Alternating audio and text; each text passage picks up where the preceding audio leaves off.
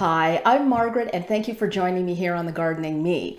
Today I'm talking about seed storage and specifically how I save my seeds. Now there are a lot of different ways that you can store seeds, and you will see all kinds of methods from storing them just simply tossed in a box, which is actually what I used to do way back, to storing them in jars. The newest thing that I've seen a lot online is storing them in those photo storage containers that have the individual little boxes to store seeds in, and they're all great methods. Over the years, I tried a number of different things, but in my particular case, I love growing from seeds, which in turn means I have a lot of seeds, and I have a lot of different types of seeds for different plants. And I also have a lot of different varieties within most of the plant categories.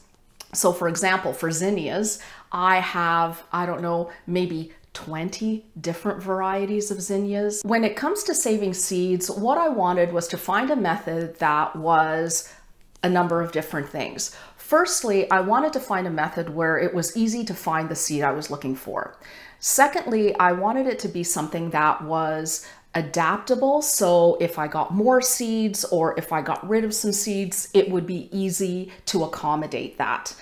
Thirdly, I didn't want it to be a super bulky system, and I wanted it to easily accommodate the fact that if I only have one packet of a particular variety versus 10 packets of another variety, that I wouldn't be taking up a whole bunch of space with that one packet and then have hardly any space for the 10 packets. Of course, any seed storage system has to keep your seeds protected.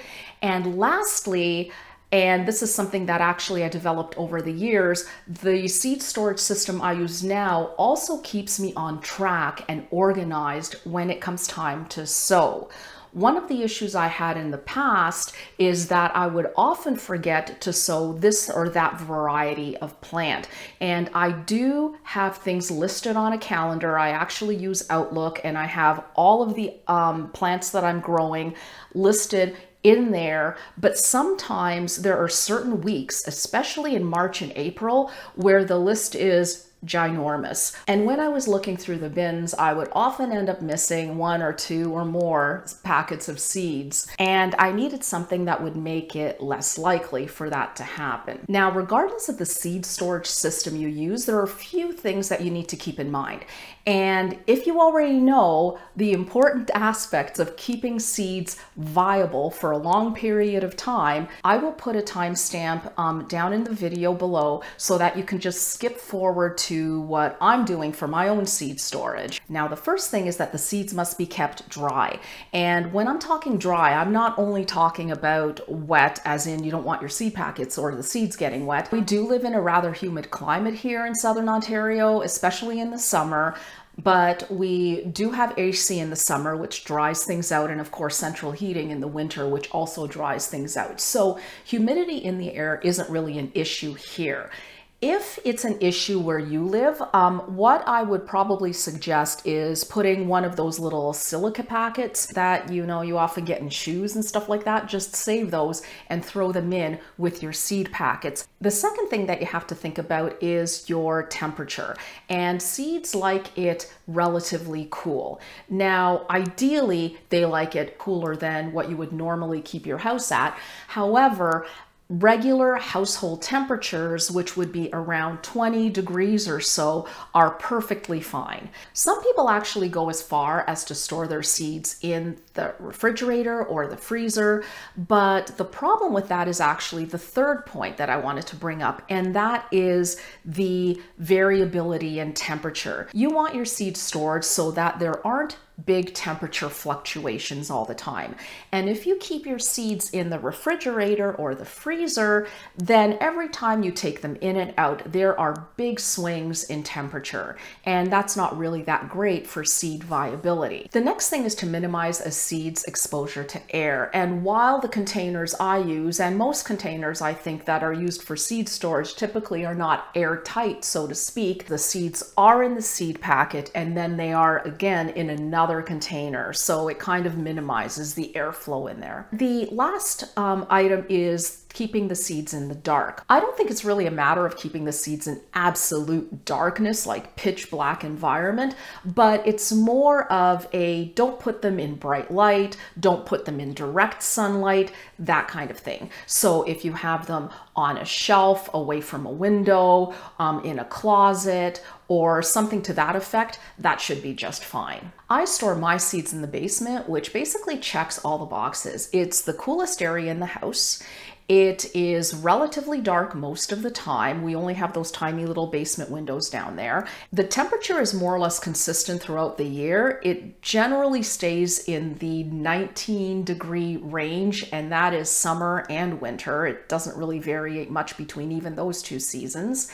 And it doesn't have much humidity down there, as I said, because the AC in the summer and central heat in the winter. And I've generally had really good success over the years just plonking them down there. Now, in terms of seed storage containers, as I mentioned, there's been a progression over the years in terms of what I use to store my seeds, starting off with just a cardboard box, really, initially, then to Tupperware containers, and I would store them in one. Then all of a sudden I had too many seeds, then two. At one point I had 4 Tupperware containers. Now I kind of broke them down so that I think I had 1 container at one point with ornamentals and 3 with edibles. And what I did with the edibles is I went based on alphabetical order. So everything from A to G, for example, would go in one Tupperware, and then H to whatever, P would go in another, that kind of thing.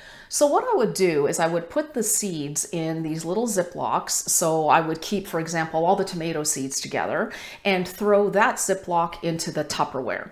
And so it was somewhat organized, but still not the greatest in terms of finding things, because often I would have to go through the entire bin in order to find something. So I had to have something that was a little bit more organized, and where I could not only find things a little bit easier, but that would also keep me on track in terms of sowing. And the more seeds I got, the more difficult that became. That is when I came up with my current method, which is sort of a hybrid of the Tupperware container, except much more organized, or so I think anyway. So the system I came up with is this. I have a number of these bins, and these are actually shoe boxes that I had. And it was funny because I got to repurpose these, because at one point I went through my shoes and I had so many shoes that I hadn't worn in so long. And then all of a sudden I had all of these shoe boxes just sitting there. I knew they would come in handy at one point. And when I finally decided to reorganize my seeds this way, I don't know, maybe 5 years ago, 4 years ago, something like that, they came in really handy because they are the perfect size. So normally I think these cost what, maybe $4 or something like that at one of those organization stores or at Home Depot or any of those places I think sell these. So the system that I'm using, I think the total cost, if I was starting from scratch and needed, you know, a normal amount of seeds, like a normal person, maybe 2 or 3 bins, would probably cost in the neighborhood of $15 or so. So the one thing I do, which has made the biggest difference in terms of organization, is that now I organize my seeds not only alphabetically within each bin, but the bins themselves are based on when I sow the seed. So this bin that I'm holding right now is my March ornamentals bin. So what that means is these are all the seeds that I need to sow in March that are ornamental seeds. And I have another bin that's all edible seeds that I sow in March. As I said, to keep it organized within the bin itself, I have these seeds listed in alphabetical order. And on top of that, I have a list on the front of the bin that tells me every single seed that I have in there. So let's look inside my March container here and see what I have. So this is what it looks like inside, and all of these are in alphabetical order. And let me just grab here. Okay, here's a good one. So here we go. So this is marigolds. So what I do is I have a baggie here, and I use just a white label on there, and you can see I have marigolds, and I actually have the sowing date on there too, which keeps me on point in terms of when I'm sowing the seeds. Seeds that I have multiple varieties of, I use these bags, and that really keeps me organized. If there's something, for example, what's this? Oh, here's a good one. This is honeywort, and chances are I'm not going to have more than one variety of that at any given time. For this, I will just put, this is kind of like a little sticky note, and I'll put the label on here, and I'll just store it like this. I love flipping through my seeds. It's kind of like a card, you know those old-timey card catalogs? It's so satisfying. Now, the one downside, I guess you could say, is the use of Ziploc bags, which are generally considered to be single-use plastics. However, the way I'm using them is nowhere near single use. Some of these bags in here are years and years old. They don't get a lot of wear and tear. You're literally just taking the packet out once or twice a year, taking things out, putting in, and then it goes back into storage. And in fact, the fact that it's so thin makes it that much better for compact seed storage. So it's not taking up a lot of room in the bins, so it's easy to fold back, easy to kind of flip through things instead of bags that are a little bit thicker and harder to kind of manipulate. Now, you could use dividers as well. So you could use little cardboard dividers, or you can use rubber bands and just rubber band your packets together. For me, I found that neither of those methods are as flexible as simply using the baggies. It's much more effective in keeping things together. In terms of space saving, in this one container here, I wrote it down because I counted 33 different types of seed and 69 packets of seed. So that is a lot of variety in one little bin. And if you open it up, they are nowhere near full. So this is how much room I still have in here, which is awesome because I have ordered quite a few seeds and they are on the way. So lots of room to accommodate.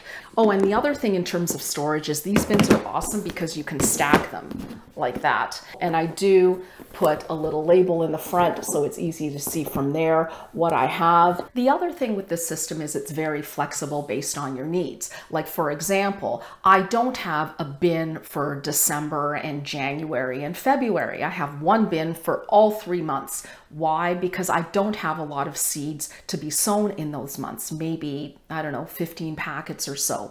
And mainly those are seeds that actually need to be stratified. So they need some cold treatment before they're sown later on in the spring. But this keeps them separated because even though those seeds aren't sown until March, for example, I need to get them into the refrigerator way before that. What I also do for those stratified seeds is I put a little reminder in my March bin, for example. Like in this case, there's echinacea and columbine, rudbeckia that need to be sown in March, and these are seeds that would have been stratified in January, so they're probably sitting in my refrigerator right now getting their nice cold treatment. And I'll put a little note in the beginning of the bin that also reminds me, hey, if you have seeds that are being stratified, these have to be sown now. And my little note will actually say March the 1st is columbine and echinacea and so forth. So it gives me the sowing dates. So again, it's top of mind. I do have a couple of bins that aren't organized like that, and that's because they are very bulky, the seeds themselves. And that is my peas and my beans. And I love growing, especially dried beans. And I also love growing a variety of peas. And I also seed save on those. I save a lot of the varieties that I've grown. And so I find that for them, I have to actually have a full bin. So this, for example, is my bean bin, and all it is dried beans. It's not even snap beans. And this is what I have. So this is just for dried beans, a bunch of different varieties, both ones in packets like that this guy I haven't sown yet. This is called Slippery Silks, by the way. I'm going to be growing that this year.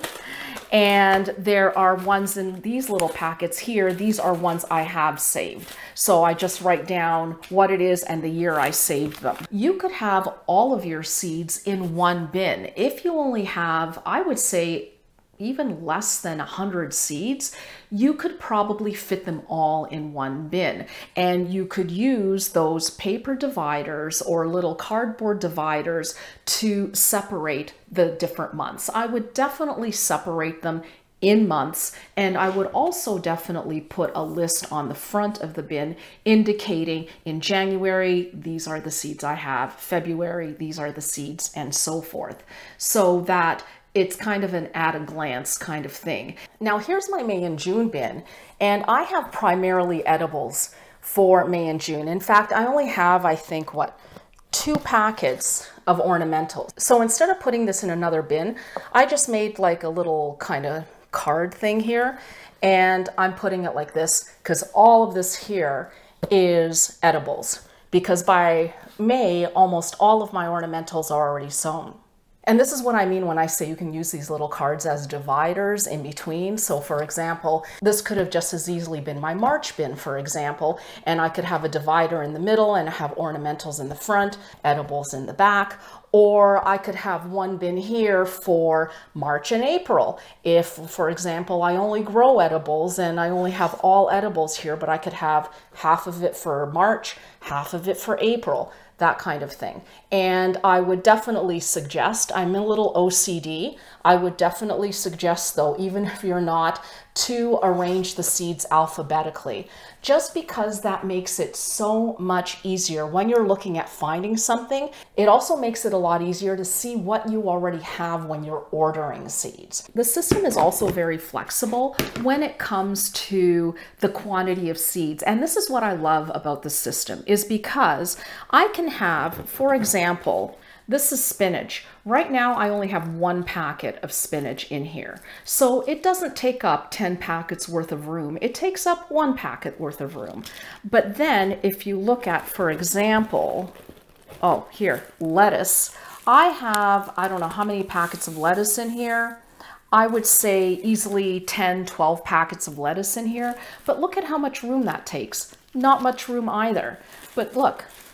So this is why I find this system to be so accommodating. It is space saving, and the amount of space any variety takes is really dependent on the number of packets you have, which is why I like the baggy system better than systems that are a rigid plastic, where you can have 1 packet of seed or 10 packets of seed and it'll take up the exact same amount of space, unless you start consolidating things. And I prefer keeping my things separate. I don't want to consolidate, for example, the lettuce with the corn salad with the arugula. I don't want to do that. I like keeping my things all separate, and this system really allows me to do that without taking up unnecessary space. For tomatoes, for example, I actually divide the tomatoes between types of tomato because I have a lot of different kinds. I have, what's this one? Slicing tomatoes, and I have paste tomatoes, and I have, what is this? Salad tomatoes, and I have cherry tomatoes. So I like having these separated because it makes it so much easier for me. This way it's like, oh, I only want 1 salad tomato. So I go through all my salad tomatoes in this packet, done. Oh, and the other thing I also do is, especially for the edibles, on the label itself, I will put on there exactly how long the seeds are supposed to store. I do this only with edibles and not with ornamentals because I find that they have kind of the biggest variation in terms of how long the seeds for different types of vegetables remain viable. Onion seeds, for example, last only about a year, but I have sown broccoli seeds that are 4 or 5 years old and they're still fine. For ornamental seeds, the vast majority of them last about 3 to 5 years. There's not a huge kind of difference. So I don't bother with that on those, but for the edibles, for sure, I will list that down. And then when I go to sow the seed, I take that into account in terms of how many seeds I'm actually going to be sowing. And in that vein, I will also write in big kind of Sharpie letters on the back, or I guess numbers, on the back of the packet when I bought the seed. Now, almost all packets, like 80% of the packets I have actually have a packaged on date or use by date or something like that. Yeah, seeds last usually a lot longer than what it says. But the reason I put down the year of purchase here is so that it also jumps out at me and I don't have to kind of search the fine print, and it's just easy for me to see and determine if those seeds are getting a little bit on the old side. So for example, here you can see these guys are from 2018 and much easier to see than having to read down here. And like I said, some packets don't even have that information. They really should have that information, but they don't. So I do that on all of my seed packets. I mean, look at this guy here. I have tomato seeds that are still good that I bought from Tomatoville in 2014. Now, I hope you got some ideas from what I showed you. Maybe all this is things that you had already thought of and already knew, but I know in my case, a lot of times I will think of something and it will be something that is so obvious. And for years, though, I've gone not realizing that I can do this, that, or the other thing in order to make my life easier. But once I realize it, I think, oh, I can't believe I didn't think about this before. If you have an interesting way that you store your seeds or any tips or tricks and how you stay organized when it comes to seed sowing and when it comes to knowing what seeds you have, let me know in the comments. Thanks so much for watching. I hope you picked up a tip or two that will keep you organized and on track in keeping all your seeds sorted for this coming year. And we'll see you next time. Bye.